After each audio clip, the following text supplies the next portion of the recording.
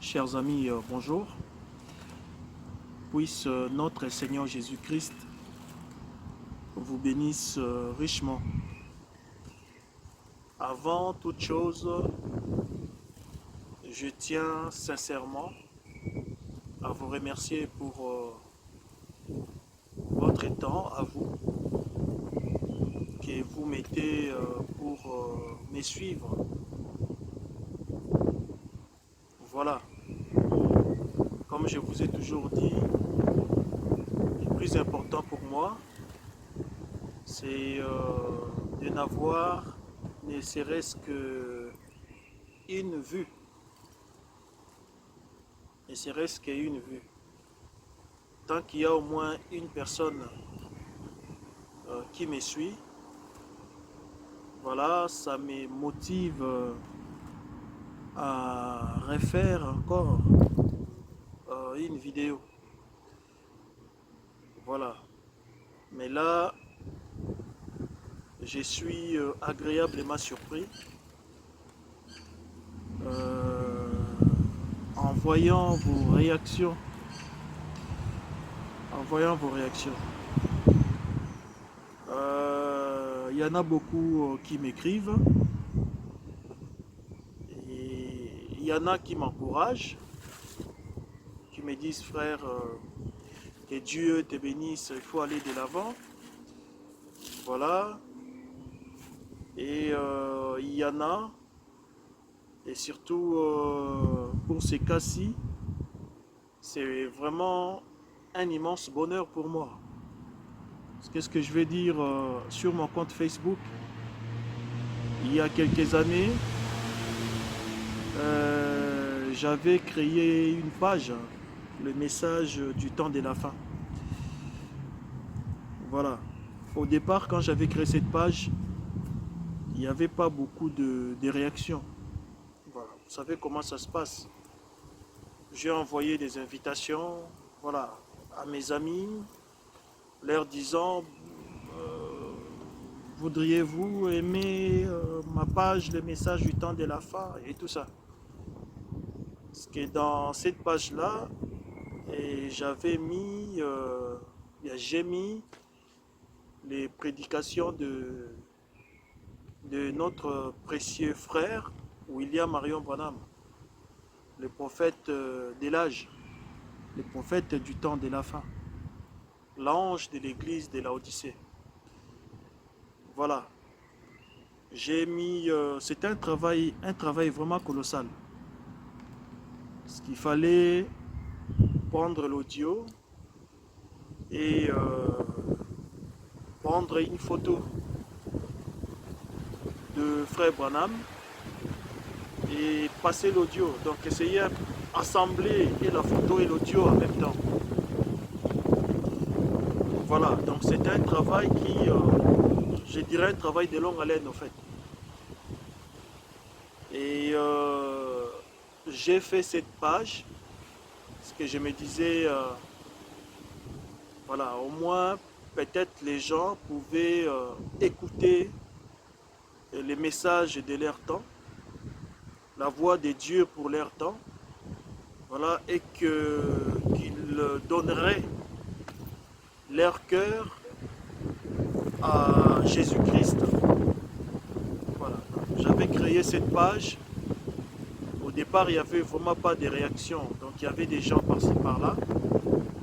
Et là, comme je l'ai dit tout à l'heure, c'est vraiment un immense bonheur de voir comment les gens s'affluent. Il y a une forte affluence en fait. Il y a beaucoup de gens qui aiment maintenant cette page-là.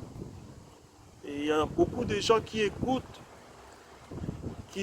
le message du prophète William Marion Branham. Parce que vous savez, personnellement, je ne vais pas parler pour les autres. Personnellement, je me nourris de ces messages-là. Je me nourris de ces messages-là. Je médite ma Bible comme tout chrétien, je suppose. Voilà. Et j'écoute le message qu'a apporté les prophètes William Marion Branham. Donc, si je passe une journée sans écouter le message, je me sens vraiment mal. Je me sens vraiment mal. Je sens qu'il y a quelque chose qui ne va pas en moi. Voilà. Donc je fais tout mon possible pour écouter le message de mon temps. Voilà. La Bible dit, heureux ses serviteurs qui donnent aux gens la nourriture convenable à son temps. Donc frère Branham, pour moi, c'est ses serviteurs qui nous a donné la nourriture convenable à notre temps, au fait. Voilà. Alors, si ces messages, je parle du message du temps de la fin, m'a sauvé, si ces messages m'a transformé, si ces messages permettent que je puisse avoir une intimité particulière avec le Seigneur Jésus-Christ, je me dis que le même esprit qui est derrière ce message peut faire la même chose pour cette personne, voilà, qui, comme par hasard, est tombée sur cette vidéo et écoutant ces messages. Donc voilà, je m'inspire beaucoup de ces messages, mais je prends soin aussi de lire ma Bible, d'étudier la parole de Dieu. Parce que lire la Bible et étudier la parole de Dieu, c'est-à-dire étudier la Bible, c'est différent. Quand vous faites la lecture tout simplement, vous allez être béni. Mais quand vous voulez étudier vraiment la parole, vous prenez votre Bible, vous choisissez un sujet et vous faites l'étude de la parole. Et là, vous allez encore plus être béni, surtout si le Saint-Esprit est derrière.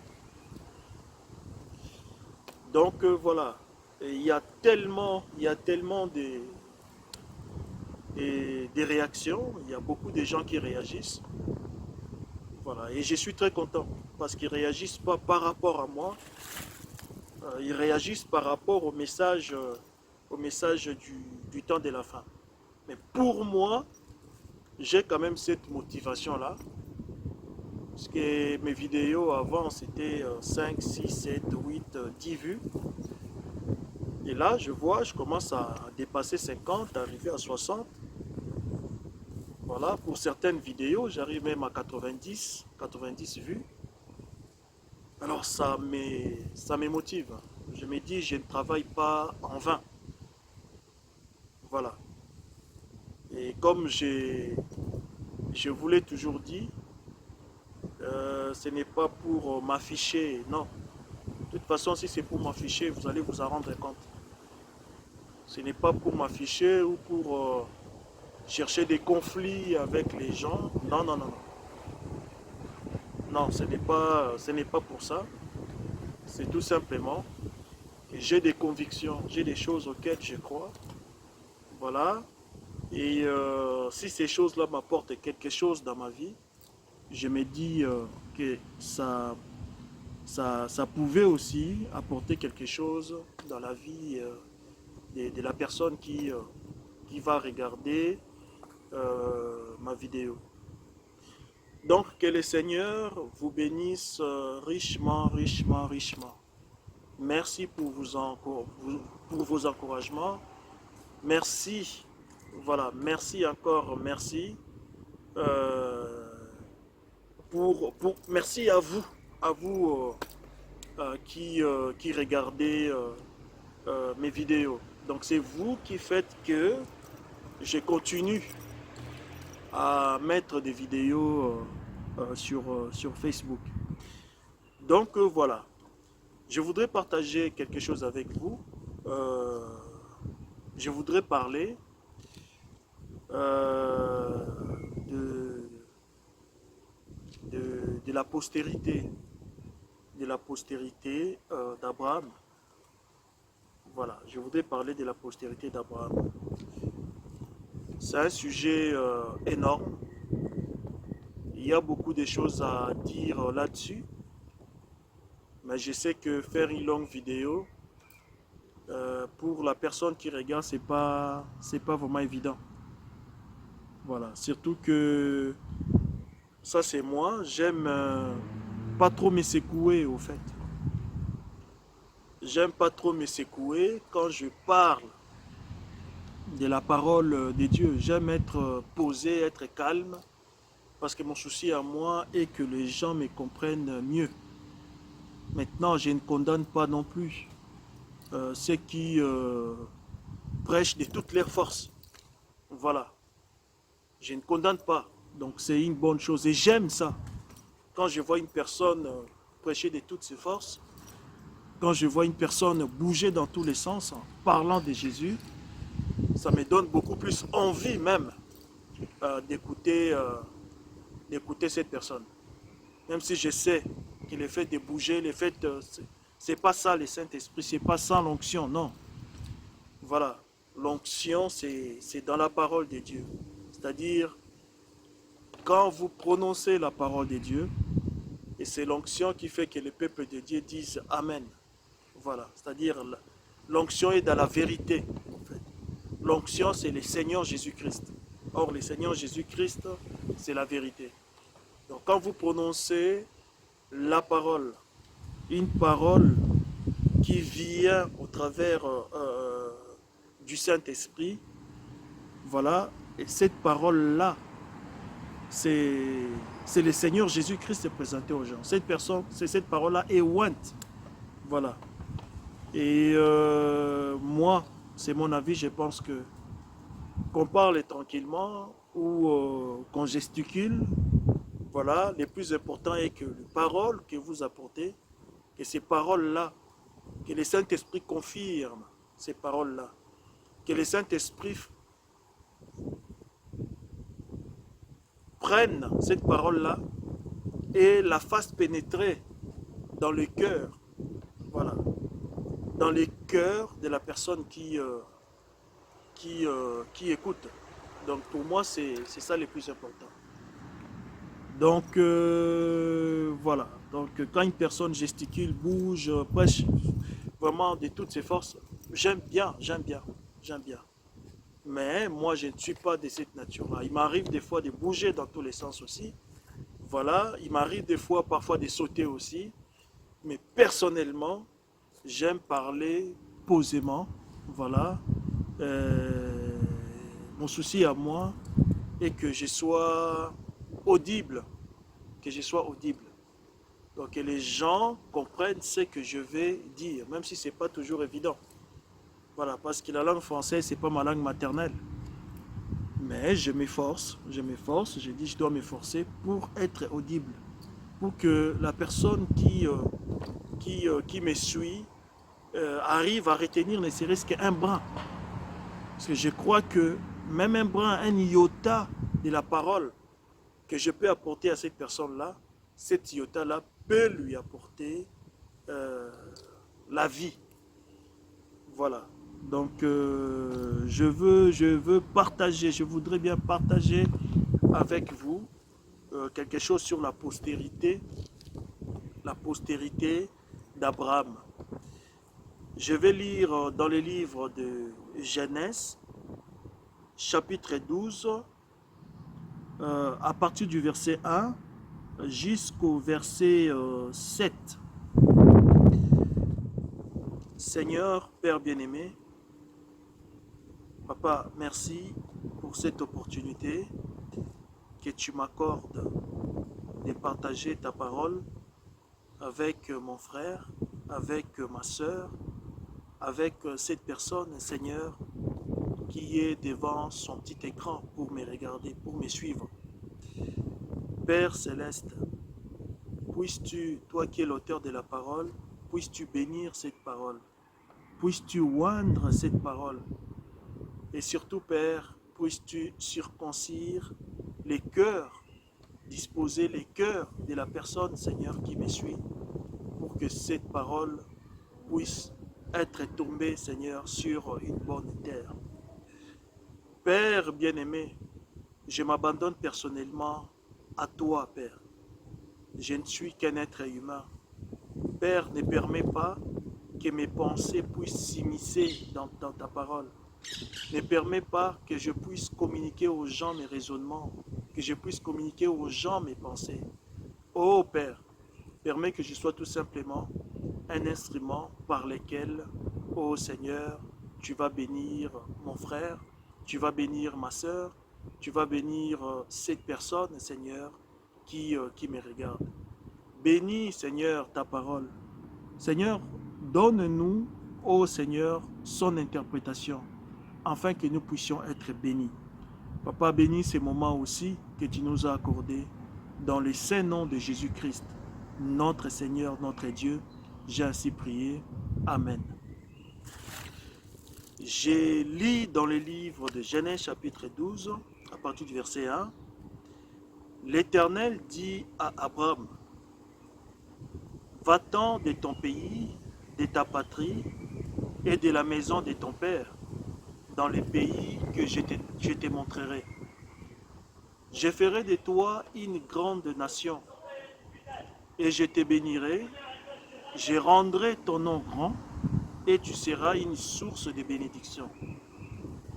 Je bénirai ceux qui te béniront, je maudirai ceux qui te maudiront, et toutes les familles de la terre seront bénies en toi. Abraham partit comme l'Éternel le lui avait dit, et Lot partit avec lui. Abraham était âgé de 75 ans lorsqu'il sortit de Charan. Abraham prit Sarai, sa femme, et Lot, fils de son frère, avec tous les biens qu'ils possédaient et les serviteurs qu'ils avaient acquis à Charan. Ils partirent pour aller dans les pays des Canaan, et ils arrivèrent au pays des Canaan. Abraham parcourut les pays jusqu'au lieu nommé Sichem, jusqu'aux chênes des Morées. Les Cananéens étaient alors dans le pays. Verset 7. L'Éternel apparut à Abraham et dit, je donnerai ces pays à ta postérité. Abraham bâtit là un autel à l'Éternel qui lui était apparu. Je reprends le verset 7. L'Éternel apparut à Abraham et dit, je donnerai ces pays à ta postérité. Et Abraham bâtit là un autel à l'Éternel qui lui était apparu. Puisse le Seigneur bénir sa parole. Comme j'ai dit tout à l'heure, je voudrais parler de la postérité d'Abraham.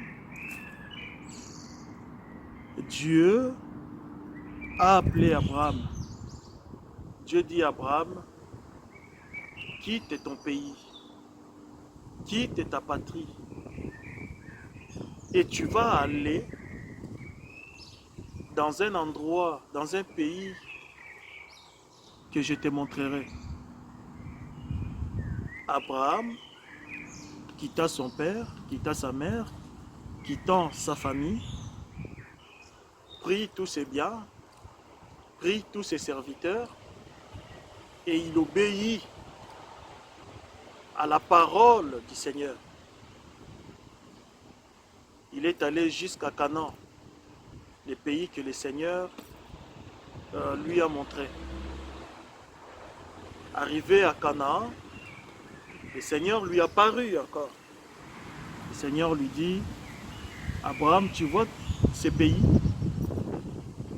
je te les donnerai et je les donnerai à ta postérité.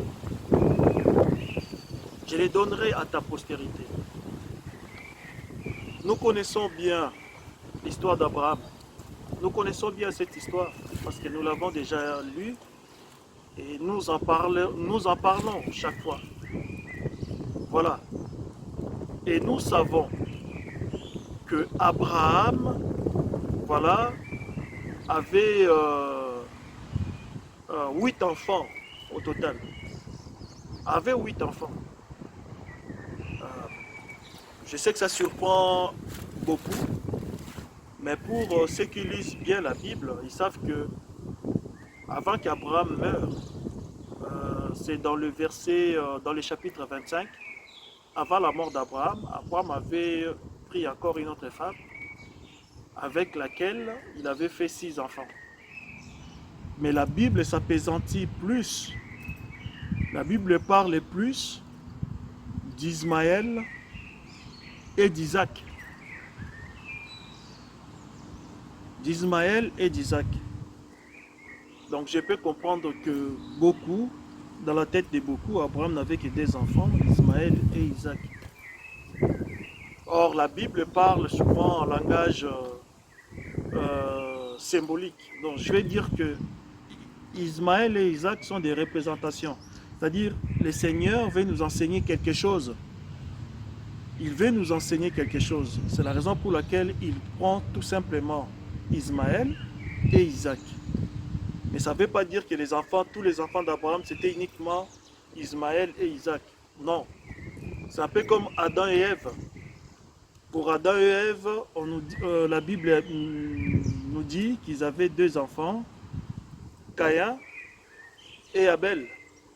Voilà. Et cela ne veut pas dire que dans toute la vie Adam et Ève, ils avaient que Caïn et Abel. Donc ils avaient, je ne sais pas autant d'enfants qu'ils avaient, mais dit que si la Bible a pris Caïn et Abel, c'est parce que la Bible veut nous enseigner. Dieu veut nous enseigner quelque chose au travers de Caïn et au travers d'Abel. Voilà. Donc ce sont des représentations en fait. Et on voit Abraham, voilà, qui a 2 enfants. J'espère que quand j'ai dit 2 enfants, vous comprenez ce que je veux dire. Voilà. 2 représentations en fait. Il y a Ismaël et il y a Isaac. Sauf que ces 2 enfants ne sont pas nés de la même façon. De la même façon. Parce que l'un naquit, je parle d'Ismaël, naquit selon la chair. Mais l'autre naquit, c'est-à-dire Isaac, selon les promesses de Dieu. Qu'est-ce qui s'est passé? Abraham, quand on dit Abraham,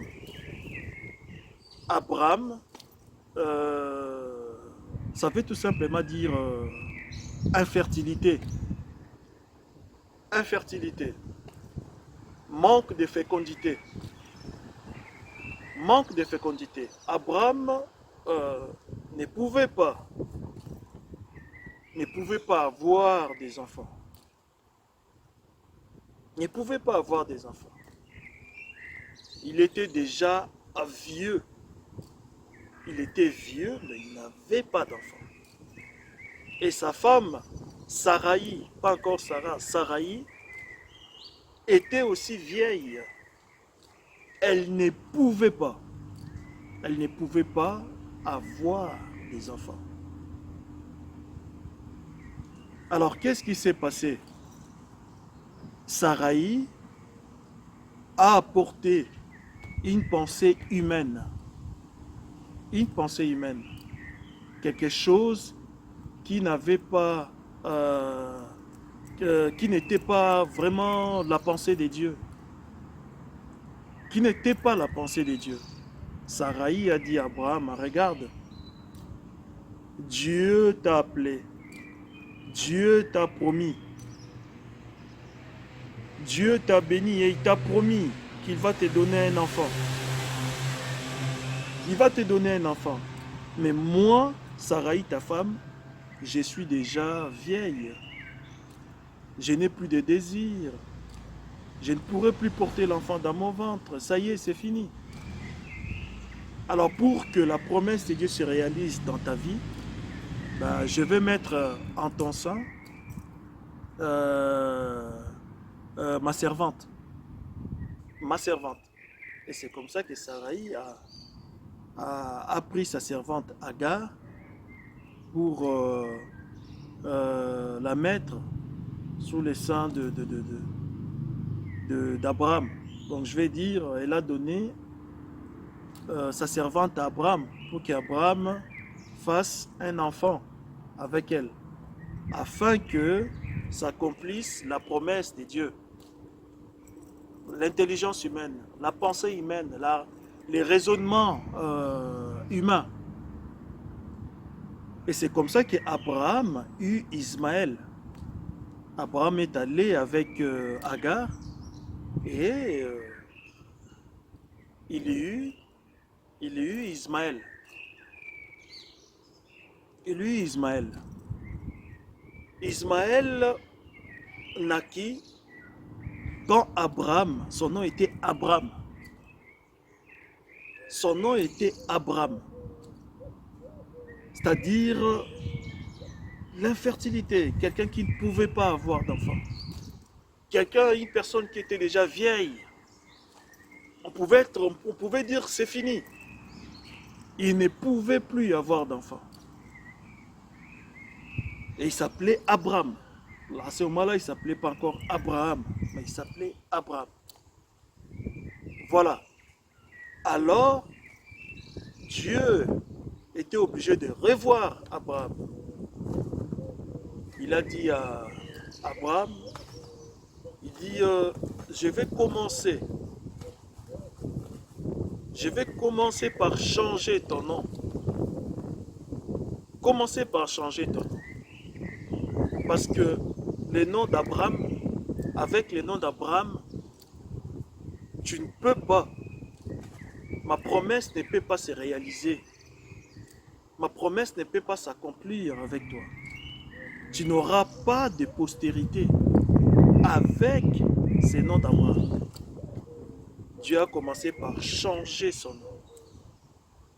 Il dit on t'appellera plus Abraham, mais on t'appellera Abraham. Et ta femme, on l'appellera plus Sarai, on l'appellera Sarah. Avant que Dieu puisse accomplir sa promesse dans la vie d'Abraham, il a fallu d'abord que son nom change. Son nom change. Au passage, je nous dis que nous devons faire très attention avec les noms que nous portons. Avec les noms que nous portons. Parce que les noms, c'est l'identité de quelqu'un. Ça identifie quelqu'un. C'est votre identification. Vous êtes identifié par votre nom. Par votre nom. Alors nous devons faire très très attention au nom que nous portons, au nom que nous donnons à nos enfants. Voilà. Parce que si ces noms-là représentent quelque chose de mauvais, quelque chose de mal, et vous allez vous rendre compte que même votre vie à vous, vous qui portez ces noms-là, votre vie, ça sera toujours, voilà, ça va s'aligner, ça va correspondre, voilà, au nom que vous portez. Parce que les noms apportent, derrière chaque nom, il y a un esprit. Il y a un esprit. Et si vous portez un nom, voilà, un nom qui exprime quelque chose de mal, voilà, un nom qui signifie quelque chose de mal, l'esprit qui est derrière ce nom-là, c'est cet esprit-là qui va diriger votre vie ou qui va diriger la vie de vos enfants. Donc nous devons faire attention au nom que nous portons, au nom que nous donnons aux choses, au nom que nous donnons à nos enfants. Et là, on voit que Abraham, tant qu'il avait le nom d'Abraham, il ne pouvait pas avoir d'enfant. Il ne pouvait pas. L'enfant qu'il a eu là, c'est sa femme. Sa femme à imaginer la façon dont la promesse de Dieu pouvait s'accomplir dans la vie d'Abraham. Mais Abraham, la promesse de Dieu ne pouvait pas se réaliser tant qu'il avait ces noms-là, Abraham.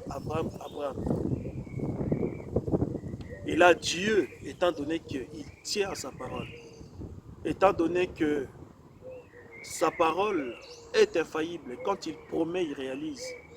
Quand il dit une chose, la chose va arriver. Quand il ordonne, la chose va exister. Dieu veille toujours sur sa parole pour l'accomplir. Étant donné qu'il avait promis à Abraham que tu auras une postérité. Tu auras une postérité. Étant donné qu'il avait promis, il fallait absolument qu'Abraham ait une postérité.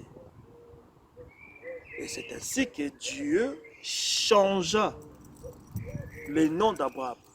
Changea le nom d'Abraham à Abraham.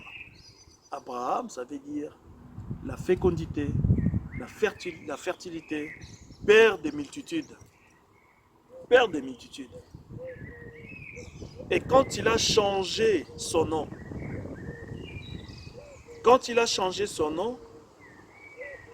c'est à ce moment-là, curieusement, c'est à ce moment-là que Dieu a conclu une alliance avec Abraham. Il a conclu une alliance. Tant que le nom d'Abraham, c'était Abraham, Dieu n'avait pas conclu une alliance avec lui. Mais quand son nom a été changé, à ce moment-là, Dieu a conclu une alliance. La circoncision. Dieu a conclu une alliance avec Abraham. Nous connaissons bien l'histoire. Dieu a conclu une alliance avec Abraham. Et après cette alliance-là, c'est là qu'on voit que le Seigneur, il a regardé, il a dit maintenant, tout est prêt. Tout est prêt pour que j'entre dans la chair humaine, que j'aille à la rencontre d'Abraham. Avant, Abraham pouvait entendre ma voix. Je pouvais l'appeler Abraham, Abraham, Abraham. Il ne me voyait pas, il attendait ma voix. Il attendait ma voix. Mais maintenant que toutes les conditions sont réunies, maintenant que son nom a été changé, maintenant qu'il ne s'appelle plus Abraham, il s'appelle Abraham. Maintenant que j'ai conclu une alliance, alors il va falloir maintenant que je marche, que j'entre dans la chair humaine pour aller les rencontrer. Pour aller les rencontrer, pour lui certifier la véracité de ma promesse. Pour lui dire que je t'ai promis, maintenant je vais réaliser ma promesse. Pour lui communiquer l'onction. L'onction, pour lui communiquer l'onction. Dieu dit, il faut que j'aille, que je raconte, que j'entre dans la chair humaine, que je rencontre Abraham, qu'on se voit. Qu'on se voit. Quand il était Abraham, il m'attendait seulement, il attendait la voix, il attendait la voix. Je l'appelais Abraham, Abraham, Abraham, il répondait, il attendait. Et maintenant que toutes les conditions sont réunies, il s'appelle maintenant Abraham. Il a la circoncision. On a conclu une alliance. Alors maintenant, il faut que je me déplace moi-même dans la chair humaine. Que j'aille le voir, qu'on discute, qu'on parle. Que je lui communique quelque chose. Que je lui communique l'onction. Que je lui communique mon souffle. Que mon souffle entre en lui. Que mon souffle entre dans Sarah. Il faut que je me déplace moi-même. Et là, la Bible nous parle de 3 personnes qui sont allées voir Abraham. 3 personnes sont allées rendre visite à Abraham. Et parmi ces 3 personnes, il y avait le Seigneur Yahweh, le créateur de l'univers. C'est lui qui a créé les cieux et la terre. Parmi ces 3 personnes-là, il y avait ces dieux-là, l'Esprit suprême, les grands Jéhovah, Yahweh. C'est lui qui appelait Abraham, c'est lui qui conversait, dialoguait Abraham, c'est lui qui a fait la promesse à Abraham. Parmi ces 3 personnes, le Seigneur était là. Mais il était dans la chair humaine, dans une chair semblable au nôtre. Semblable au nôtre. Il a créé un corps. Il a créé un corps. Oh cher ami, voilà les dieux en qui j'ai cru. Les dieux en qui j'ai cru. C'est le Dieu qui est capable de créer un corps et d'entrer dedans pour venir me rencontrer. C'est le Dieu qui est capable, voilà, de se représenter par la lumière. Il entre dans la lumière et il part. C'est le Dieu qui est capable, voilà, de se représenter dans la colonne de feu.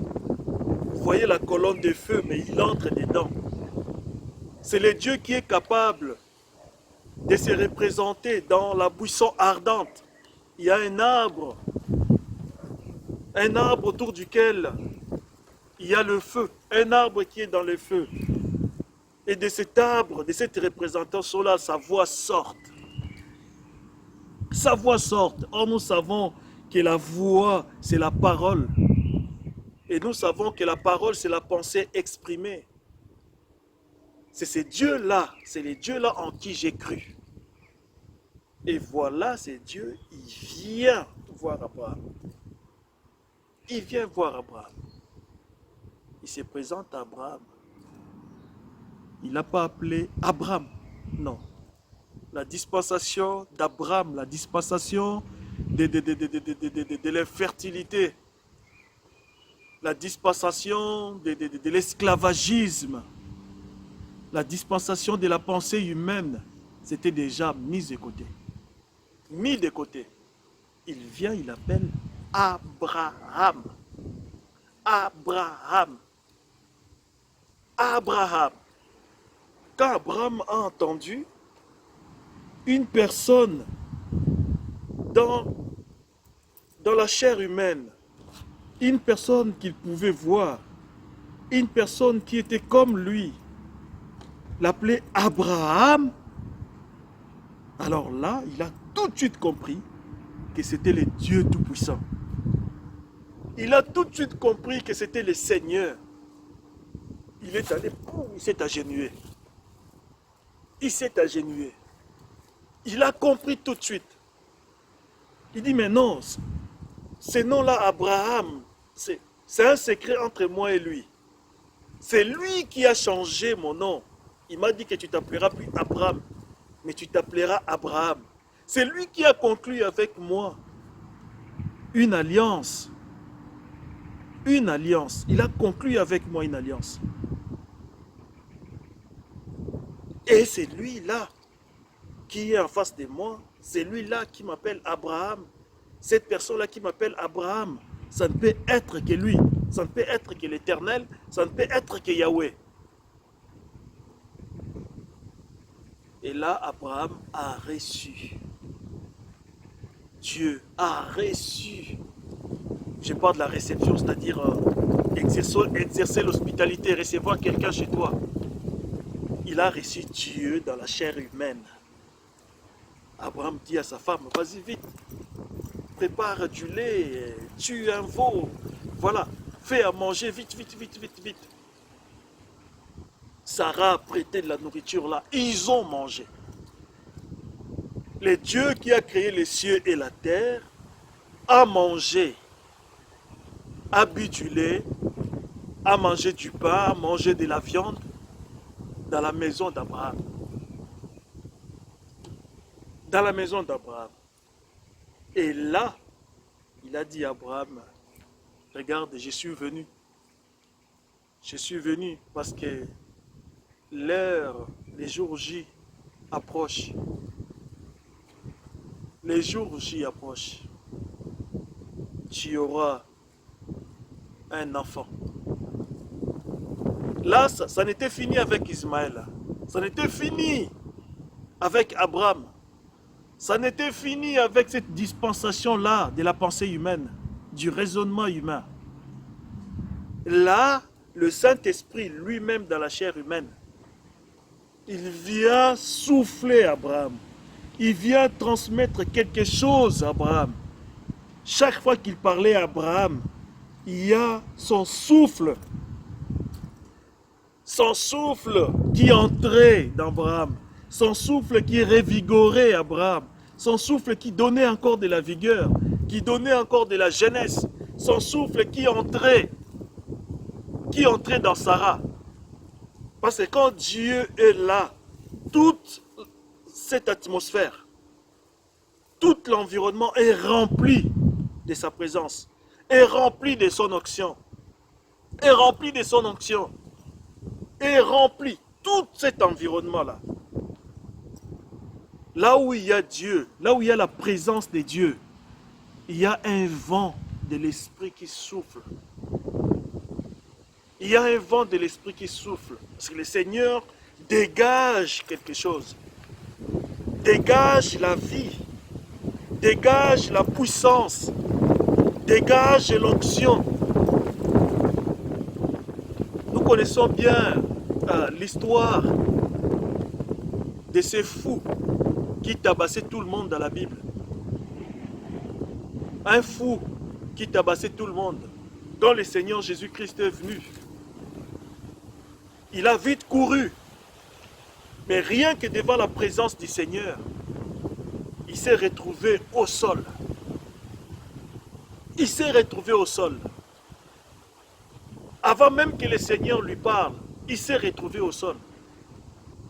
En suppliant le Seigneur, il dit, le Seigneur lui a demandé comment tu t'appelles. Il répond, il dit, je m'appelle Légion. Il supplie le Seigneur, il dit, voilà, les mauvais esprits qui étaient dans ces fous, ils ont supplié le Seigneur, il dit, envoie nous-mêmes, voilà, dans les ports, dans ces troupeaux de porcs. Rien que la présence, le fait que le Seigneur Jésus-Christ soit là, sa présence dégageait quelque chose. Et les mauvais esprits ont commencé à agiter cet homme, à trembler. À trembler. Souvenons-nous de cette femme qui était atteinte de perte de sang. Rien qu'en touchant, il y a quelque chose qui est sorti du Seigneur pour aller guérir cette femme. Arrêter sa perte du sang. Quand le Seigneur est là, quand le Saint-Esprit est là, il se passe quelque chose. Il se passe quelque chose. Dans votre maison, si Dieu marche dans votre maison, si Dieu marche dans votre appartement, vous n'allez pas peut-être, avec les yeux humains, vous n'allez peut-être pas voir. Mais il y a une atmosphère, il y a une onction, il y a la présence du Seigneur qui va faire en sorte que tout ce qui est négatif soit loin. Tout ce qui est susceptible de vous faire du mal soit loin. Quand Jésus arrive quelque part, quand le Seigneur Jésus-Christ arrive quelque part, les maladies partent. Quand le Seigneur Jésus-Christ arrive quelque part, les mauvais esprits prennent la poudre d'escampette. Quand le Seigneur Jésus-Christ arrive quelque part, tout ce qui est négatif, parce qu'il est tellement puissant, il dégage tellement quelque chose. Il est le Dieu tout-puissant. Il influence tout dans son environnement. Il influence tout. Et quand il est arrivé là, en face d'Abraham, Quand il est arrivé là, en face de Sarah, il leur a communiqué quelque chose. Il leur a communiqué quelque chose. Quand il est arrivé là, rien qu'en parlant, rien qu'en prononçant sa parole, il dit, je vais accomplir ma promesse. Je vais accomplir ma promesse. La parole est sortie. La parole est sortie. Et cette parole, voilà, a suivi son cours jusqu'à ce que Sarah ait eu un bébé dans le ventre. A eu un bébé dans le ventre. La Bible dit quand Dieu promet, nous devons attendre sa promesse. Nous devons rester à notre poste, attendre jusqu'à ce que la promesse de Dieu soit réalisée. C'est quand la parole sort. On ne sait pas combien de temps cette parole va prendre pour qu'elle prenne forme. On ne sait pas. Mais nous, ce qu'on peut faire, c'est d'attendre tout simplement parce que la parole est sortie. Et quand ça sort, inévitablement, ça doit prendre forme.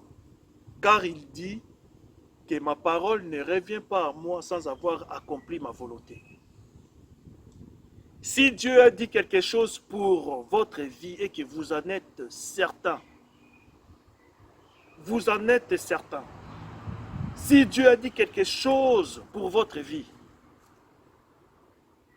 je ne parle pas des gens qui créent des choses, des gens qui sont conduits par les émotions. Mais je parle qu'il y a eu une prophétie. Par une prophétie, une chose a été dite à votre sujet. Dieu vous a promis quelque chose. Par un serviteur de Dieu, un vrai serviteur de Dieu, Dieu vous a promis quelque chose. Mon ami, attends cette chose-là. Si c'est Dieu qui a fait la promesse, cette chose va se réaliser dans votre vie. Et là, le Seigneur a parlé. Il dit dans la même période,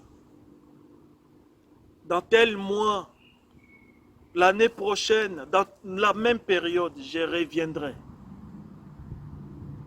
Je reviendrai. Il a utilisé les pronoms personnels j'ai. Je reviendrai dans telle période, l'année prochaine, dans telle période. Dans la même période, je reviendrai. Je reviendrai et Sarah aura un fils. Sarah aura un fils. Donc ça veut tout simplement dire que lui-même, il va venir, voilà, créer dans le ventre de Sarah. Fabriquer un enfant dans le ventre de Sarah. Enlever, voilà, cette infertilité, cette manque de fécondité. Réparer un peu tout dans le ventre de Sarah. Il dit, je reviendrai. Lui qui était là dans la chair humaine, mais lui-même, il va revenir. Je reviendrai. Chaque fois qu'il promet, quand il promet, il utilise toujours les pronoms personnels je. Je ne vous laisserai pas orphelin, mais je viendrai en vous. Je ne vous laisserai pas orphelin, mais je viendrai en vous. Chaque fois, il utilise je. Pourquoi? Parce qu'il est la parole. Il est la parole. Il s'exprime parce qu'il est dans un corps humain. Dans un corps humain, il s'exprime.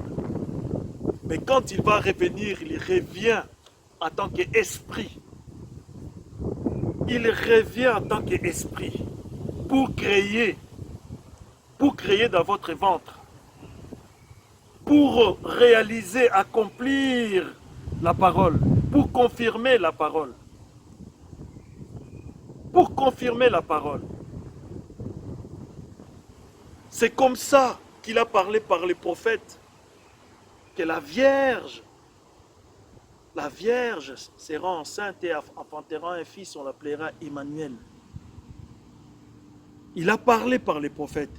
Après, il est revenu lui-même. Il est revenu. L'ange a dit à Marie, c'est en vertu, le Saint-Esprit va te couvrir. Il parle et il revient en tant qu'esprit. La parole vient et l'esprit vient pour confirmer la parole. La parole sort et l'esprit vient pour donner la force, la puissance. L'esprit est la dynamique de la parole. La dynamique de la parole. C'est la raison pour laquelle la parole sans l'esprit, il n'y aura pas d'effet. Ça ne peut pas faire d'effet dans la vie des gens. Ça ne peut pas faire d'effet. Je peux parler pendant 2 heures, pendant 3 heures. Si le Saint-Esprit ne vient pas, si la dynamique ne vient pas, si le Saint-Esprit ne vient pas pour donner l'effet, donner la force à la parole, je peux parler pendant 3 heures, ça ne servira à rien. Vous n'allez pas être béni. Mais c'est le Saint-Esprit qui confirme la parole dans la vie de la personne qui écoute. Dans la vie de la personne qui écoute. C'est la raison pour laquelle ça ne sert à rien de mettre de la pensée humaine. De prêcher la pensée humaine, de prêcher les raisonnements humains. D'ajouter quelque chose dans la parole de Dieu. De fabriquer des révélations. Ça ne sert à rien. Parce que la parole de Dieu est pure. La parole de Dieu est sans tache. On ne peut pas mélanger la parole de Dieu avec quelque chose d'autre. Si votre parole est mélangée, si vous ajoutez votre raisonnement, votre réflexion, voilà, le Saint-Esprit ne confirmera pas cette parole. Au lieu que ça bénisse les gens, au lieu que cette parole bénisse les gens, cette parole va plutôt causer la mort, tuer les gens. Tuer les gens. Beaucoup sont morts aujourd'hui dans les églises. Beaucoup sont morts, spirituellement parlant. Tout simplement parce qu'ils ont écouté, ils ont reçu la pensée humaine. Ils ont reçu les raisonnements humains. Les raisonnements humains. Une personne qui prend la Bible, qui crée voilà, des interprétations, qui crée des raisonnements. Une personne qui étudie tellement la Bible, et elle apporte son propre raisonnement. Elle passe derrière la chair, elle prêche ça. Sans qu'il y ait un plus, sans qu'il y ait l'esprit derrière. Et ça tue les gens. Les gens sont morts à cause de ça. Les gens sont morts spirituellement parlant. Les gens sont morts. Donc nous avons intérêt à ne pas ajouter quelque chose dans la parole de Dieu. À ne pas ajouter quelque chose, à ne pas ajouter nos interprétations.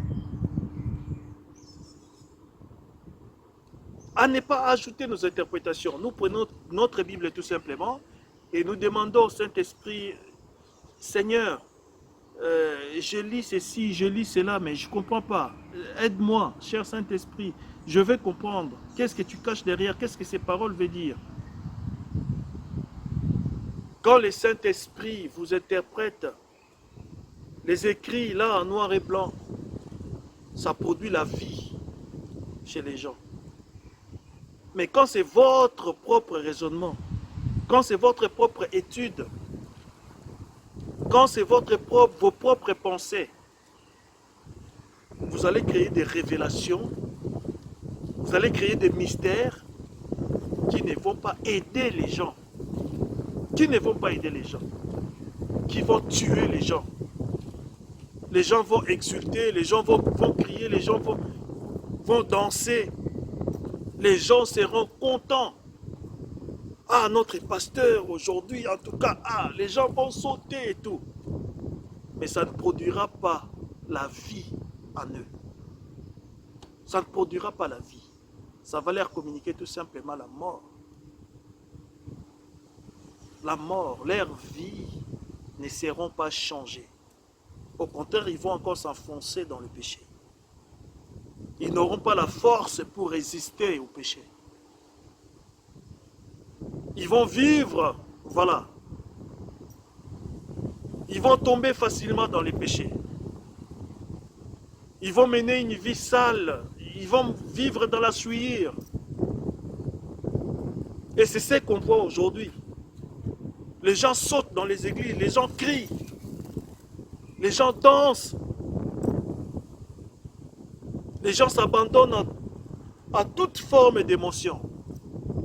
Les gens s'abandonnent dans les émotions. Les gens s'abandonnent, voilà. Ils pensent que c'est le Saint-Esprit. C'est tout simplement parce qu'ils ont écouté des révélations. Ils ont écouté des mystères qui ne se trouvent même pas dans la Bible. Si on prend l'Urim et Thummim, on passe ça. Ces mystères, on les passe sur Urim et Thummim.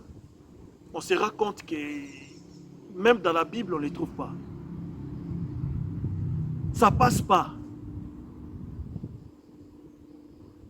Il y a parfois des choses, je ne peux pas critiquer.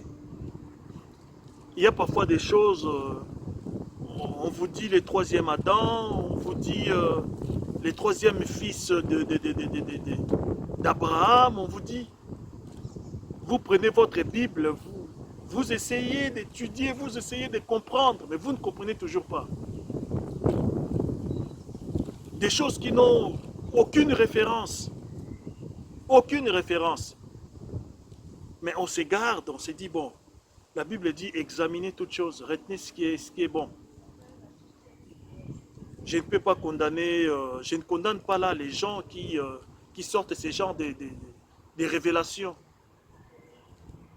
Il y en a qui va vous dire, Judas a été baptisé du Saint-Esprit.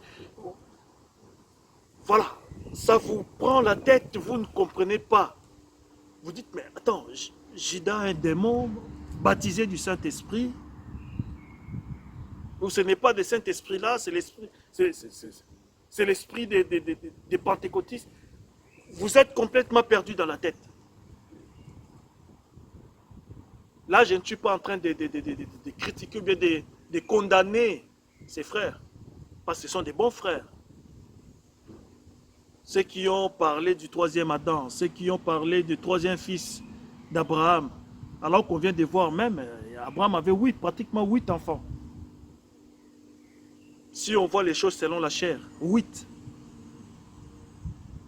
Troisième fils d'Abraham, troisième Adam, Judas, baptisé du Saint-Esprit. Quand le Seigneur avait soufflé sur les disciples et allait prêcher la parole, accomplissait des miracles. Judas aussi était là, il était baptisé du Saint-Esprit. Ça vous prend tellement la tête, vous vous grattez la tête. Vous dites, mais c'est quoi ça? C'est quoi ça? Quand vous apportez des révélations, vous apportez des choses qui ne se trouvent pas dans les Saintes Écritures. Les raisonnements humains. Les raisonnements humains. Je crois fermement que toute révélation doit trouver une référence dans la Bible. Une référence dans la Bible. Toute révélation doit trouver une référence. Toute inspiration doit trouver une référence dans la Bible. Une référence dans la Bible. Je parle de la postérité d'Abraham. Mais quand on vous sort qu'il est le troisième fils d'Abraham, vous êtes complètement perdu. Alors que la Bible dit qu'il n'y a qu'une seule postérité d'Abraham. Et postérité, ça veut dire descendant d'eux, issu d'eux. En termes simples, fils d'eux. Les Juifs, dans le livre de Jean chapitre 8, les Juifs, quand ils ont eu cet entretien avec le Seigneur Jésus-Christ, ils s'est targué en disant d'être les fils d'Abraham. Ils disaient au Seigneur, nous sommes les fils d'Abraham. Et le Seigneur leur a répondu, je sais que vous êtes la postérité d'Abraham, mais selon la chair. Mais ce n'est pas cette postérité-là que Dieu veut. Ce n'est pas ces fils d'Abraham-là que Dieu veut. Si vous étiez vraiment la postérité d'Abraham, vous feriez les œuvres d'Abraham. Or, les œuvres d'Abraham, c'était quoi? Les œuvres d'Abraham, c'était la foi, les œuvres de la foi. Il a commencé par quitter ses parents parce qu'il a cru en Dieu. Dieu me dit de quitter pour un pays, pour un endroit inconnu. Je crois, à cause de sa foi, pour que Dieu, pour justifier sa foi, il conclut avec lui l'alliance de la circoncision. Et là, on voit le Seigneur venir encore dans la chair humaine. Dans la chair humaine pour lui communiquer. Pour lui communiquer. Voilà, pour former, accomplir sa promesse, donner forme, donner une forme à sa parole. Et le Seigneur, voilà, accomplit sa promesse. Sarah a eu un enfant. Et voilà le même Dieu qui demande encore à Abraham. Il dit, Abraham, cet enfant-là que tu as eu, cet enfant-là que je t'ai donné, il faut que tu me l'offres. Et Abraham prend encore le même enfant. La Bible dit que dans la tête d'Abraham, il se disait, Dieu pouvait recouvrir ça par la résurrection. Que je vais tuer Isaac, Dieu est capable, après que je l'aurai tué, Dieu est capable de les ressusciter. Regarde la foi d'Abraham. Et le Seigneur Jésus-Christ a dit aux Juifs, il dit, si vous étiez des fils d'Abraham, si vous étiez la postérité d'Abraham, vous feriez les œuvres d'Abraham. Voilà. Si vous créez des révélations, si vous créez des mystères, et que c'est votre raisonnement, et que ça ne trouve aucune référence dans la parole, ça ne trouve aucune référence dans les Saintes Écritures, vous communiquez la mort aux gens. La mort aux gens. Et la référence ne doit pas être un seul verset biblique, non. Minimum deux. Deux versets bibliques minimum pour baser votre vérité. Deux versets bibliques minimum. Parce qu'il faut au moins deux témoins, la Bible dit. Il faut au moins deux témoins. On ne peut pas recevoir des accusations venant d'un seul témoin. Il faut au moins deux témoins pour confirmer la chose qui est dite. Votre révélation à vous là, votre pensée humaine là que vous avez apportée. Il faut au moins deux versets bibliques pour confirmer que ça se trouve bien dans la Bible. Donc, voilà, excusez-moi. Donc, voilà, on voit le Seigneur lui-même dans la chair humaine. Dans la chair humaine, s'est présenté devant Abraham pour lui communiquer quelque chose. Pour lui communiquer son onction. Pour confirmer sa parole. Pour confirmer sa parole. Et encore que là, parce qu'il faut que j'avance, encore que là, ce n'est pas encore la postérité d'Abraham selon Dieu. Ce n'est pas encore la postérité d'Abraham. Voilà, il y avait Ismaël d'un côté. Ce n'était pas Ismaël. Et on a Isaac qui est né selon la promesse de Dieu. Mais ce n'est pas encore cette postérité-là que Dieu cherche. Ce n'est pas encore la postérité que Dieu a donnée à Abraham. Oui, c'est la postérité d'Abraham selon la chair. La postérité d'Abraham selon la chair ne peut pas être fils ou fille de Dieu. Ne peut pas être fils ou fille de Dieu. C'est la raison pour laquelle le Seigneur Jésus-Christ avait dit aux Juifs, puisque les Juifs disaient qu'ils étaient des fils de Dieu. Nous avons un Père, nous ne sommes pas des enfants illégitimes. Nous avons un Père, notre Père c'est Dieu. Le Seigneur leur a dit, non, non, non, non, non. Vous n'êtes pas fils de Dieu. Vous n'êtes pas fils de Dieu. Parce que vous ne faites pas les œuvres d'Abraham. Et les œuvres d'Abraham, c'était la foi. C'est ce que je viens d'énumérer là. Quitter ton pays, tu as un enfant que Dieu t'a donné, tu dois sacrifier encore cet enfant. Les œuvres d'Abraham, c'était la foi. Donc les enfants d'Abraham, ce sont des personnes qui ont la foi en Dieu, qui croient en la parole de Dieu, qui croient en la parole de Dieu, qui croient en Jésus-Christ. C'est ces personnes-là qui sont la postérité d'Abraham. C'est-à-dire plusieurs personnes qui ont la foi en Christ.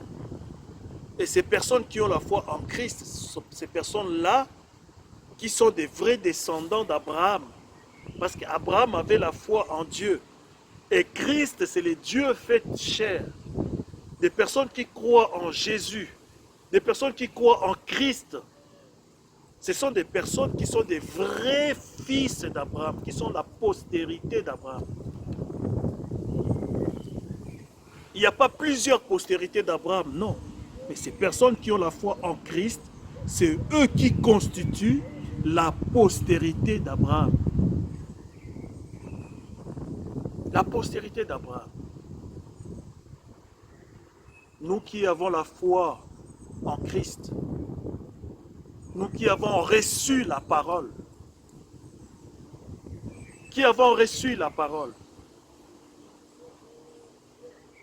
la Bible dit, au commencement était la parole était avec Dieu, et la parole a été faite chair. À tous ceux qui l'ont reçu, il leur a donné le pouvoir de devenir enfants de Dieu. Enfants de Dieu. Pour être la postérité d'Abraham, il faut d'abord recevoir la parole. Recevoir la parole.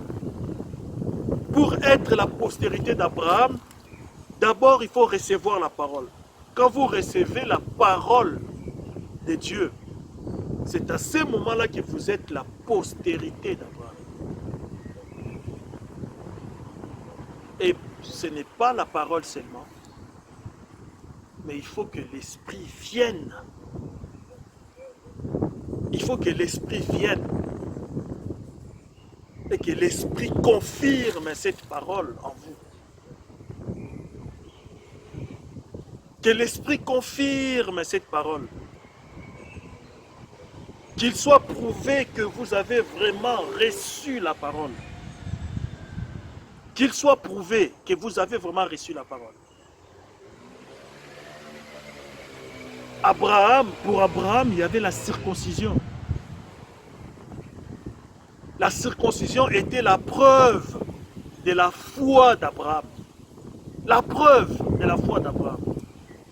On pouvait dire qu'Abraham avait la foi. Avait la foi par la circoncision. Le fait que Dieu a conclu une alliance avec Abraham. Ça veut tout simplement dire que Dieu a trouvé Abraham agréable à ses yeux. La Bible dit, sans la foi, on ne peut pas lui être agréable. On ne peut pas lui être agréable. Abraham crut à Dieu et il fut déclaré juste à cause de cela. Et pour preuve, Dieu a conclu l'alliance de la circoncision avec lui. Avec lui. Pour être la postérité d'Abraham, il faut d'abord recevoir la parole de Dieu et il faut que Dieu approuve cela. Il faut que Dieu approuve que vous avez reçu sa parole. Vous avez reçu sa parole. Dieu ne va pas approuver le fait de chanter la parole. Dieu ne va pas approuver le fait de crier la parole.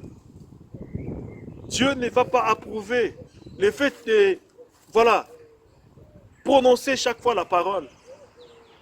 Mais Dieu va approuver le fait de recevoir, le fait que vous ayez reçu, que vous avez reçu la parole de Dieu. Quand vous avez reçu la parole de Dieu en vous, dans votre cœur, c'est à ce moment-là que Dieu va conclure avec vous une alliance. C'est à ce moment-là que Dieu va conclure l'alliance de la circoncision avec vous. Je parle de la circoncision spirituelle, les baptêmes du Saint-Esprit. Les baptêmes du Saint-Esprit. Vous ne pouvez pas être baptisé du Saint-Esprit si vous n'avez pas reçu la parole de Dieu. Vous ne pouvez pas être baptisé du Saint-Esprit si vous n'avez pas reçu la parole de Dieu dans votre cœur. Regardons Corneille. Pierre arrive. Pierre lui apporte la parole de Dieu. Corneille reçoit la parole de Dieu. Et le Seigneur baptise Corneille du Saint-Esprit. Je ne peux pas être baptisé du Saint-Esprit si je n'ai pas reçu la parole de Dieu dans mon cœur. Dans mon cœur. Or, pour que je reçoive la parole de Dieu dans mon cœur doit d'abord être circoncis. Circoncis. Mon cœur doit d'abord être circoncis. Il faut que Dieu circoncise mon cœur avant que je reçoive sa parole. Avant que je reçoive sa parole, il faut que mon cœur soit circoncis. Or, nous savons que toute la méchanceté de l'homme, c'est dans le cœur. Toute la méchanceté qui existe, c'est dans le cœur. Les œuvres de la chair, dans le cœur. L'impudicité, c'est dans le cœur. Les adultères, c'est dans le cœur. Le meurtre, c'est dans le cœur. Toute la méchanceté humaine, c'est dans le cœur. C'est dans le cœur. Les convoitises de la chair, les convoitises charnelles, tout dans le cœur. Le mensonge, tout est dans le cœur. Alors, il faut que mon cœur soit circoncis. Circoncis. Et c'est l'œuvre de Dieu. C'est le Saint-Esprit qui circoncit les cœurs. Qui circoncit les cœurs. Quand vous écoutez la vraie parole, sa parole, vous écoutez sa parole. Comme je l'ai dit tout à l'heure, quand il est là, il bouscule tout. Quand le Saint-Esprit est là, quand le Seigneur Jésus-Christ est là, il bouscule tout. Les démons, ils prennent la poudre d'escampette. L'esprit des mensonges prend la poudre d'escampette. La prostitution prend la poudre d'escampette. L'adultère prend la poudre d'escampette. Les mensonges fuient.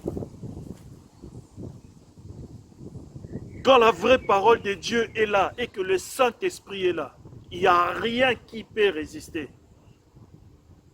Le Saint-Esprit vient d'abord circoncire votre cœur. Et une fois que votre cœur est circoncis, et voilà, vous recevez la parole de Dieu. Vous recevez la parole de Dieu.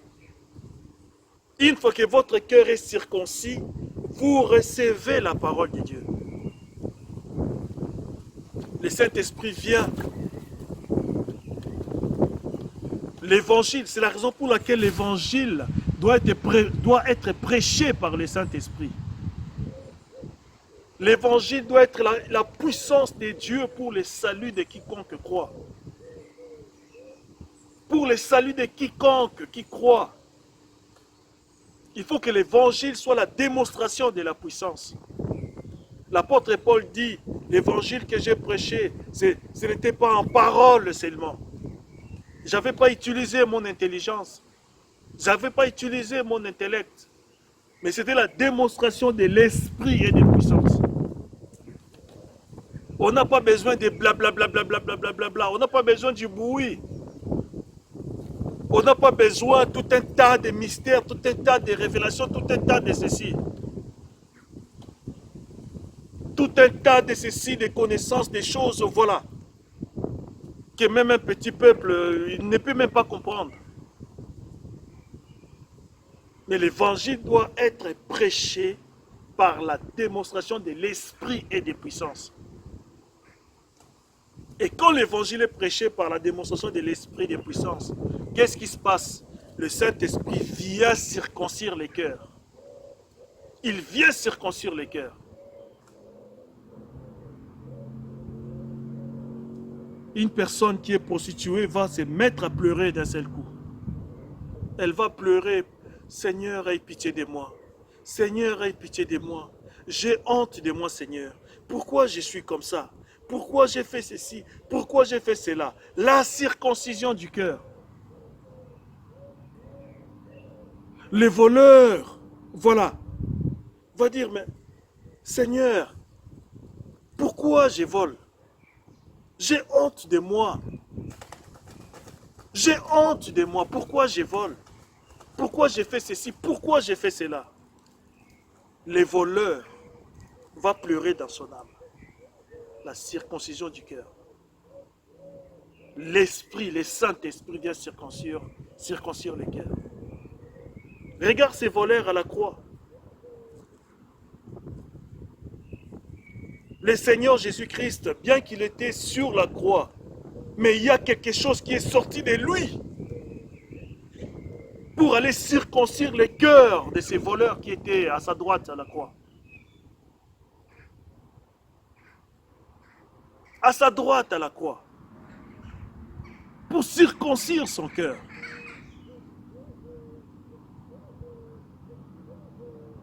La personne va pleurer. Le pécheur va pleurer. Oh, on ne voit plus de ces choses. On ne voit plus de ces choses. On ne voit plus des gens qui versent des larmes. Je regarde des vidéos sur Facebook, sur YouTube. On ne voit plus de personnes touchées par le Saint-Esprit. De là, les larmes coulent. Des personnes qui pleurent. On ne voit plus. Où est l'évangile à l'ancienne mode? Où est l'évangile rempli de puissance, rempli de l'esprit? Prêché par l'esprit, prêché par le Saint-Esprit. Regardez autour de vous. Vous allez vous rendre compte que je vous dis la vérité. À l'époque, quand on avait commencé à prier, quand j'avais reçu le Seigneur Jésus-Christ, même à la télé, on voyait les gens tellement touchés par l'esprit. L'évangile est prêché, les gens pleurent. Il y avait le réveil. Les gens pleuraient pour leurs péchés. Les gens avaient honte d'eux après avoir écouté l'évangile. Les gens se couchaient par terre après avoir écouté l'évangile. Pleurant, pleurant, pleurant. Pleurant, verser des larmes. Mais aujourd'hui, il n'y en a pas. Il n'y en a pas, ou presque pas. Presque pas. Aujourd'hui, les gens sautent. ah la révélation, ah ceci, ah cela, ah les mystères, ah ceci, alléluia, maï, ah là là. Mais regarde leur vie derrière. Tu regardes la façon dont la personne vit, tu pleures. La circoncision du cœur. Il faut que le Saint-Esprit circoncise d'abord le cœur. Le cœur doit être circoncis. Une fois que le cœur est circoncis, la personne reçoit la parole de Dieu. La personne reçoit la parole de Dieu. Parce qu'un travail a été préalablement fait dans son cœur. Elle est dans de très bonnes dispositions pour recevoir la parole de Dieu. Dans de très bonnes dispositions pour recevoir la parole de Dieu. Voilà pourquoi le Seigneur avait envoyé Jean-Baptiste pour préparer le chemin du Seigneur. Mettre les gens dans de très bonnes dispositions. Circoncire les cœurs des gens. Circoncire les cœurs des gens.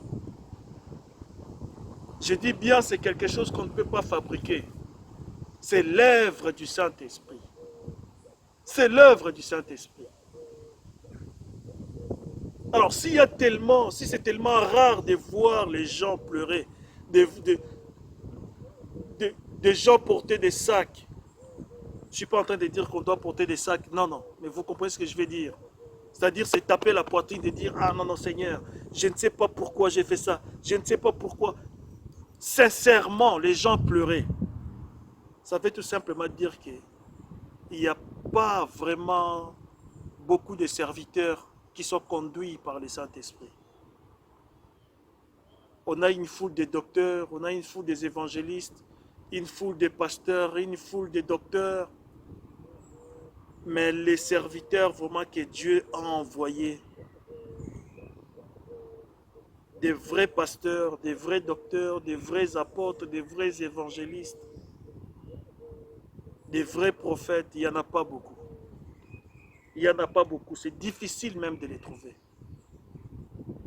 Et les signes, le fait que les gens ne savent plus se taper la poitrine pour pleurer. Regarde ce qui s'est passé avec l'apôtre Pierre quand il a renié le Seigneur.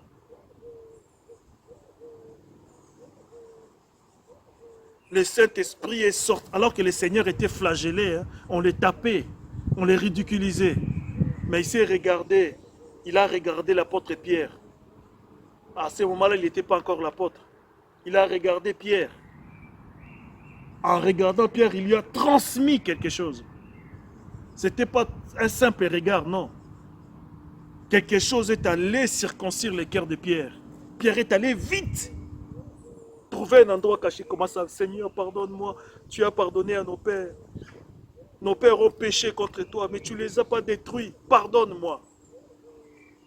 C'est l'œuvre du Saint-Esprit. La circoncision du cœur. La circoncision du cœur. Dieu a confirmé la foi d'Abraham par l'alliance de la circoncision selon la chair. Mais là, Dieu confirme que nous avons reçu sa parole par la circoncision de l'esprit,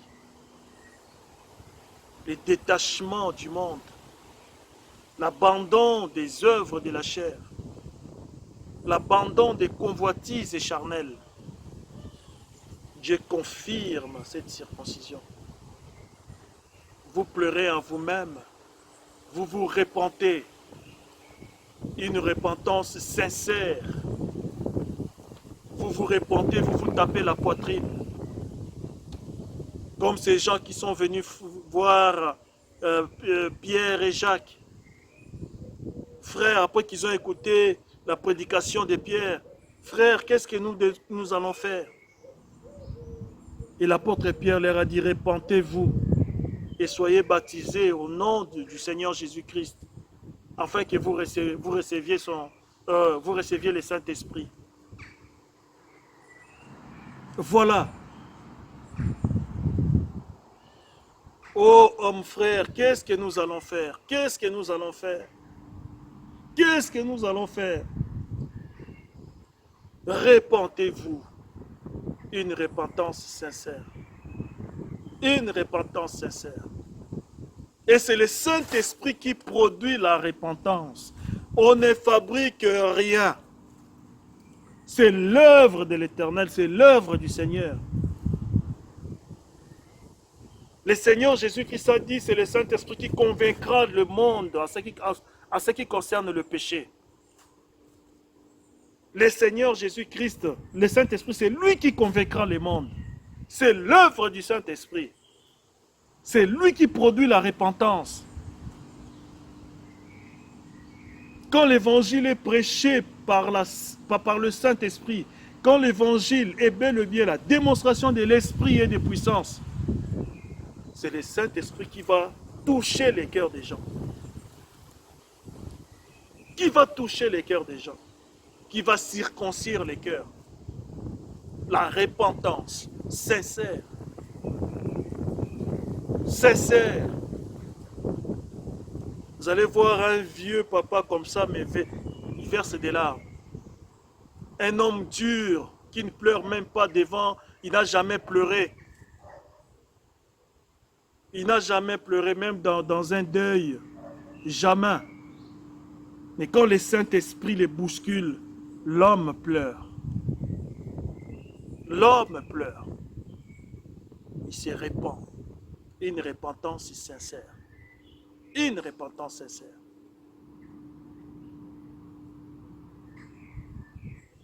Et quand on se répand sincèrement, et c'est là qu'on reçoit la parole.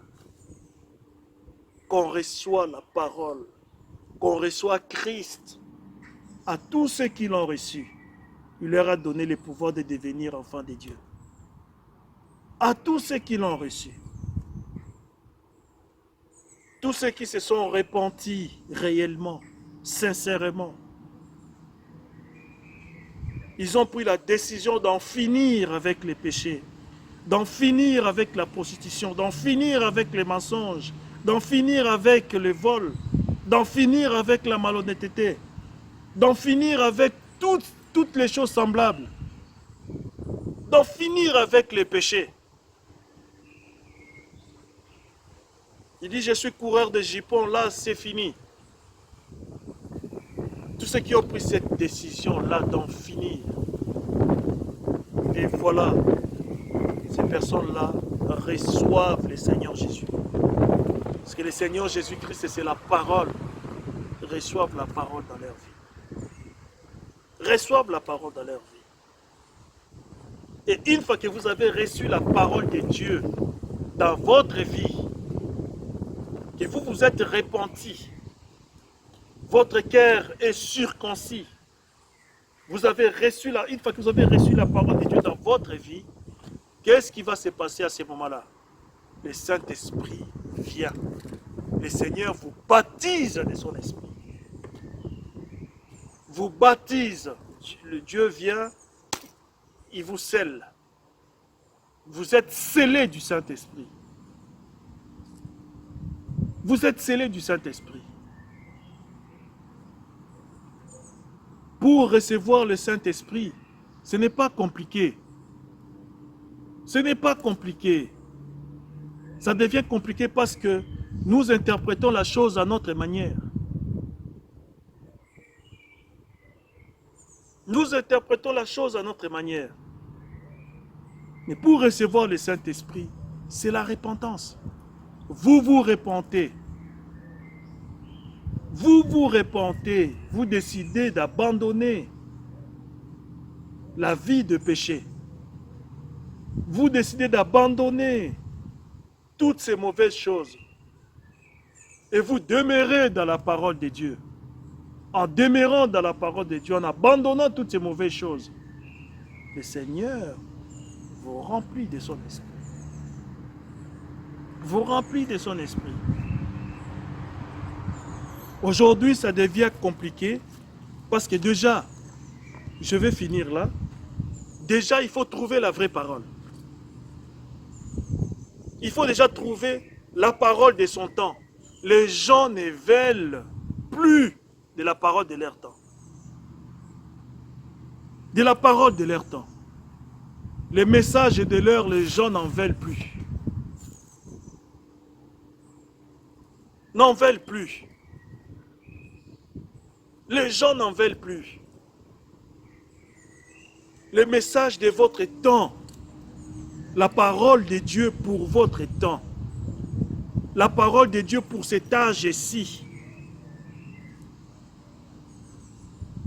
Le message que Dieu a porté, le message du temps de la fin. La parole de l'heure, les gens n'en veulent plus. Les gens n'en veulent plus. Pourquoi ils n'en veulent plus? Parce qu'ils ont un problème. Ils ont un problème avec le prophète William Marion Branham. Pour l'homme qu'on appelle Branham. Pourquoi seulement Branham? Mais nous aussi. Dieu ne parle pas seulement avec par Branham. Dieu parle aussi par... Ah non. Ah non. La nourriture pour un âge bien précis, pour une période bien précise de l'Église. Dieu a choisi un homme et c'est par cet homme-là que la parole de Dieu vient. C'est par cet homme-là que la parole de Dieu vient. Et nous sommes à l'âge. Notre message à nous, c'est le message de l'âge de l'Église de Laodicée. Je peux dire même qu'on est à l'âge de l'épouse parce que le message de l'âge de l'Église de Laodicée a déjà été prêché. Là, l'enlèvement aura lieu. Le Seigneur Jésus-Christ lui-même, son esprit est revenu sur la terre. Son esprit est revenu sur la terre avec un message pour rassembler son épouse, pour rassembler les personnes qui vont être enlevées, pour rassembler la postérité d'Abraham. C'est la postérité d'Abraham qui va être enlevée. C'est la postérité d'Abraham qui constitue l'épouse. Des personnes qui sont baptisées du Saint-Esprit, des personnes dont la foi a été approuvée par le Seigneur. Les personnes que le Seigneur a trouvées agréables. Que le Seigneur a trouvées agréables. Il a approuvé leur foi. Il a conclu une alliance avec ces personnes. Une alliance avec ces personnes. Le Seigneur les a baptisés, leur a baptisé du Saint-Esprit.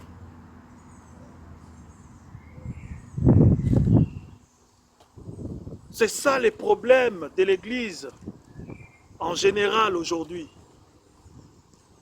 L'Église ne reconnaît pas les prophètes qui lui ont été envoyés.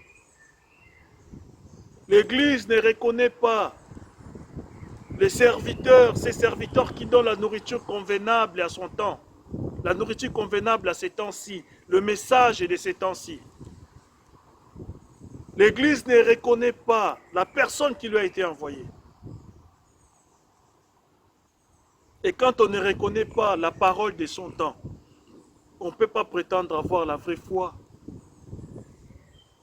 On ne peut pas prétendre, on ne peut pas avoir la foi. Ça posera déjà un problème pour la repentance. Ça posera déjà un vrai problème. Parce que les gens ne vont pas se repentir. La foi vient de ce qu'on attend. Ce qu'on attend vient de la parole du Seigneur. La parole de votre temps vous aide à vous repentir. La parole de votre temps, le Saint-Esprit est derrière la parole de votre temps. Et derrière la parole de votre temps. Pour circoncire les cœurs. Quand vous croyez, vous recevez la parole de votre temps.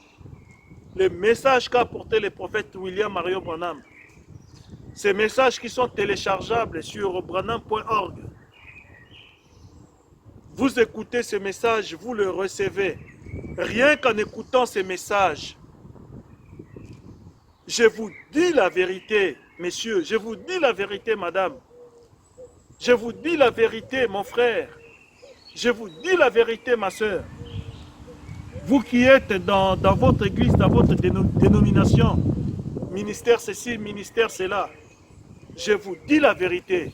Derrière le message qu'a apporté le prophète William Marion Branham, le Saint-Esprit est là derrière. Et si vous recevez ces messages-là, quelque chose va se passer obligatoirement dans votre vie. C'est le Saint-Esprit, l'œuvre de l'Éternel. Le Seigneur accomplit son œuvre par ces messages-là. Le Saint-Esprit va venir, il va changer, il va circoncire votre cœur. Il va circoncire votre cœur. Si vous écoutez ces messages-là, si vous croyez au message de votre temps, si vous recevez ces messages-là, le Saint-Esprit va circoncire votre cœur. Il va circoncire votre cœur. Vous aurez une vraie repentance. Une vraie repentance. Et cela va se voir. Une vraie repentance. Vous allez être baptisé du Saint-Esprit. Le fait que vous allez bien vous repentir, vous allez avoir une repentance sincère. Le Saint-Esprit lui-même, parce que le salut c'est l'œuvre de l'Éternel, c'est l'œuvre du Seigneur. Il va venir, il va circoncire votre cœur. Et vous allez recevoir le message de votre temps. Et il va vous baptiser du Saint-Esprit. À ce moment-là, vous allez faire partie de la postérité d'Abraham. De la postérité d'Abraham. Vous allez faire partie de la postérité d'Abraham. Voilà. Vous dites que vous priez. Ces frères, qu'est-ce qu'ils croient? Qu'est-ce qu'ils pensent? Pourquoi ils parlent comme ça? Nous aussi, on va à l'église. Mais regarde dans quel état vous êtes. Regarde dans quel état vous êtes vous-même. Regarde dans quel état vous êtes. Vous partez dans vos bien pantalon bien serré là, tous vos formes. La Bible dit, celui qui regarde une femme pour la convoiter commet l'adultère avec elle dans son cœur. L'adultère, c'est commet à deux. Quand vous vous êtes habillé mal et que vous allez avec votre Bible chanter à la chorale, prendre le micro et chanter devant les gens qui vous regardent, ils commettent l'adultère dans leur cœur. On vous appelle frère, on vous appelle sœur. Regardez votre état vous-même, alors que vous avez la Bible à la main. Alors que vous êtes intercesseur dans votre église, intercesseuse dans votre église, gagneur, gagneuse d'âme dans votre église. Vous êtes là dans l'équipe de jeunes. Vous allez même parfois évangéliser à gauche, à droite. Mais regardez-vous vous-même. Regardez-vous vous-même.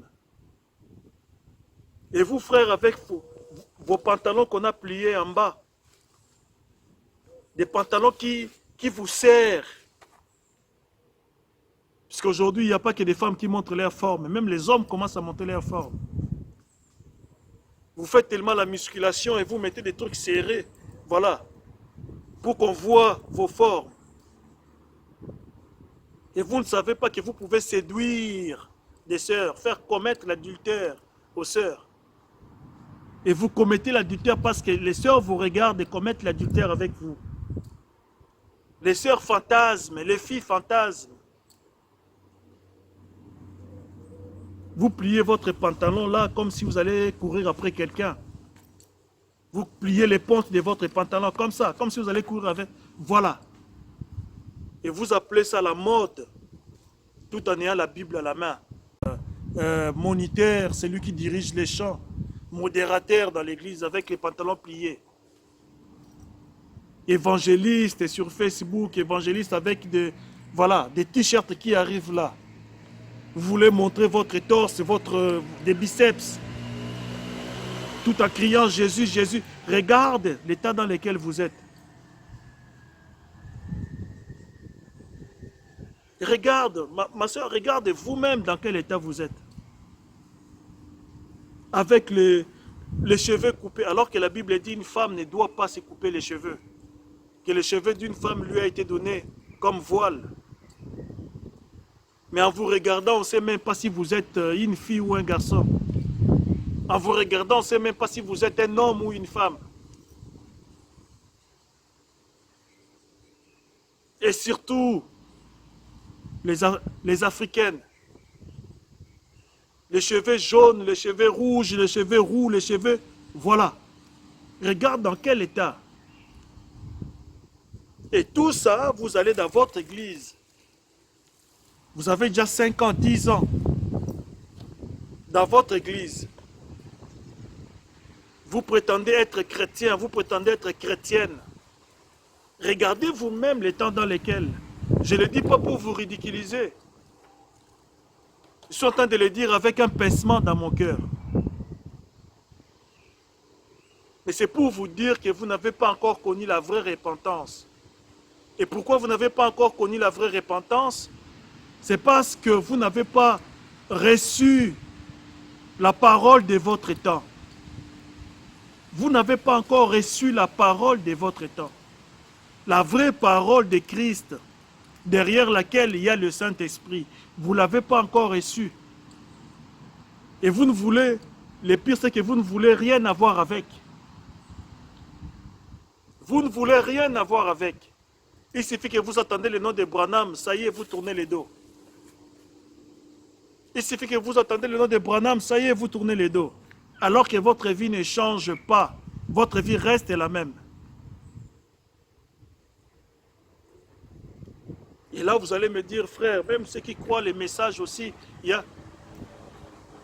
je sais, il y en a qui prétendent croire au message de l'heure, mais en réalité, ils sont des hypocrites. Ils sont des hypocrites. Ils sautent à l'église, ils crient à l'église, révélation, alléluia, amen, maï, puissance, puissance, alléluia, aïe, aïe. Ils sautent. Mais ils n'ont pas reçu la parole dans leur cœur. Leurs cœurs ne sont pas circoncis. Et le fait que leurs cœurs ne sont pas circoncis, ils ne peuvent pas recevoir la parole de Dieu. C'est ce qui explique qu'il y en a aussi qui sont dans le message, mais leur vie ne change jamais. Ne change jamais. Ils y sont pour chercher des sœurs. Il a regardé dans le monde, il dit dans le monde, je ne peux pas trouver une bonne femme. Ben, je vais quand même dans ces messages-là. Parce que les gens de ces messages-là, dans ces messages-là, il y a vraiment des femmes très belles, il y a vraiment des femmes qui ont une bonne éducation. Il est là au fond parce qu'il est en quête de quelque chose. La sœur est là au fond dans les messages du temps de la fin. Prétendant croire au message du temps de la fin, mais elle est là dans le but de chercher un frère. Et des personnes comme ça ne peuvent pas recevoir la parole de Dieu, ne peuvent pas recevoir le message de leur temps, ne peuvent pas être baptisés du Saint-Esprit.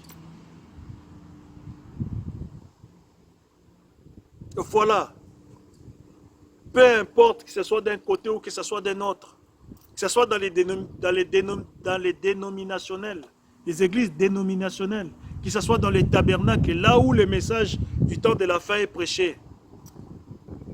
Il y a toujours les gens qui n'ont rien à voir, qui ne veulent rien à voir avec le message. Rien à voir avec le message de leur temps. Il y en a qui ne veulent même pas s'approcher du message de leur temps. Ils disent, ah, ce sont des branhamistes, ce sont des magiciens, ce sont des ceci. On n'est pas des branhamistes, on est des chrétiens. Nous croyons au message qu'a apporté le prophète William Marion Branham. Nous croyons qu'il est le prophète du temps de la fin. Nous croyons en Jésus que William Marion Branham a apporté. Ils veulent rien avoir, ils tournent carrément les dos. Et vous ne pouvez pas être les fils d'Abraham. Vous ne pouvez pas être la postérité d'Abraham. Vous ne pouvez pas être la postérité d'Abraham. Avec vos Bibles, avec vos enseignements, mais vous n'êtes pas la postérité d'Abraham. Vous n'êtes pas la postérité d'Abraham parce que vous n'accomplissez pas l'œuvre d'Abraham. Vous ne croyez pas la parole de votre temps, la parole qui vous a été envoyée.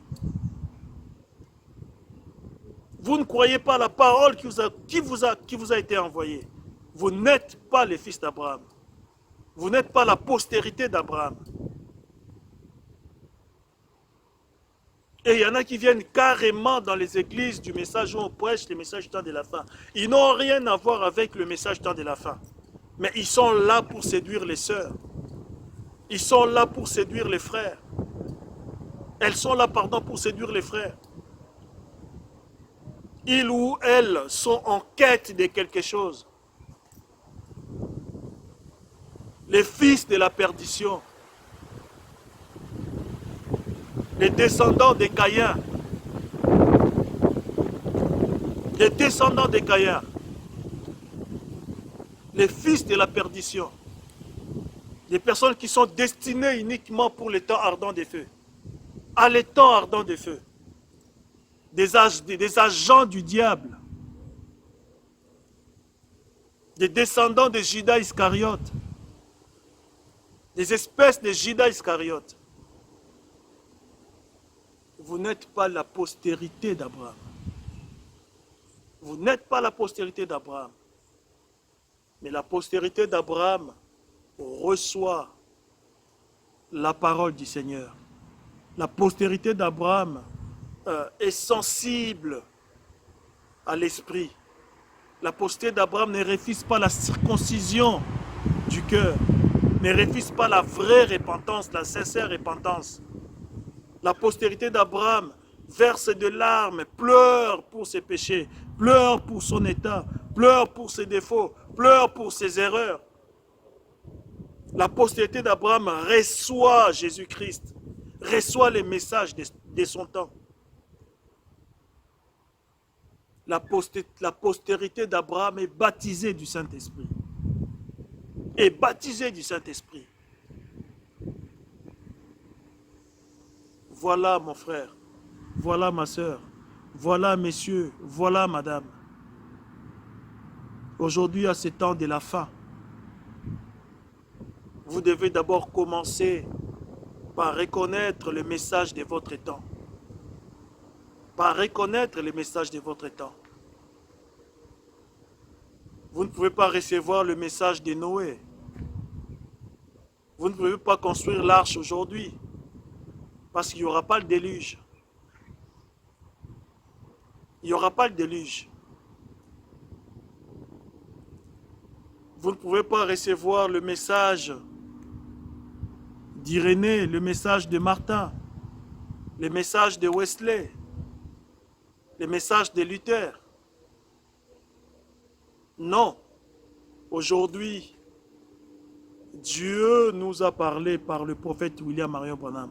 Et c'est ça le message derrière lequel il y a le Saint-Esprit. Le Saint-Esprit, lui qui accomplit l'œuvre de l'Éternel dans l'individu. Lui qui doit circoncire votre cœur. Lui qui fera en sorte que vous soyez baptisés du Saint-Esprit. Donc voilà, la postérité d'Abraham. Et la postérité d'Abraham, ce n'est pas Ismaël. La postérité d'Abraham, ce n'est pas Isaac. Au moins, la postérité d'Abraham selon la chair, c'est Isaac. Mais la postérité d'Abraham, c'est que Dieu demande les fils, les vrais fils d'Abraham. Les vraies filles d'Abraham, c'est ceux qui accomplissent les œuvres d'Abraham, c'est-à-dire ceux qui ont la foi en la parole de leur temps. Ceux dont les cœurs sont circoncis. Ceux dont les cœurs sont circoncis. Et ceux qui sont baptisés du Saint-Esprit. Voilà, que le Seigneur vous bénisse richement. Que le Seigneur vous bénisse richement. J'espère que vous qui êtes quelque part, vous qui m'avez suivi, vous qui n'avez pas encore cru à la parole de Dieu, j'espère que je vous ai montré la voie à suivre. Si vous voulez être la postérité d'Abraham, commencez par recevoir le message de votre temps. Allez sur branham.org, branham.org. Téléchargez le message de votre temps. Écoutez ces messages-là. Écoutez ces messages-là. Et n'endurcissez pas votre cœur. Après l'avoir écouté, n'endurcissez pas votre cœur. Parce que la Bible dit, si vous écoutez sa voix, n'endurcissez pas votre cœur. N'endurcissez pas votre cœur. Après avoir écouté ce message, ouvrez votre cœur à Jésus. Ouvrez votre cœur à Jésus. Et lui-même, il fera le reste. Il fera le reste. Il enlèvera le péché en vous.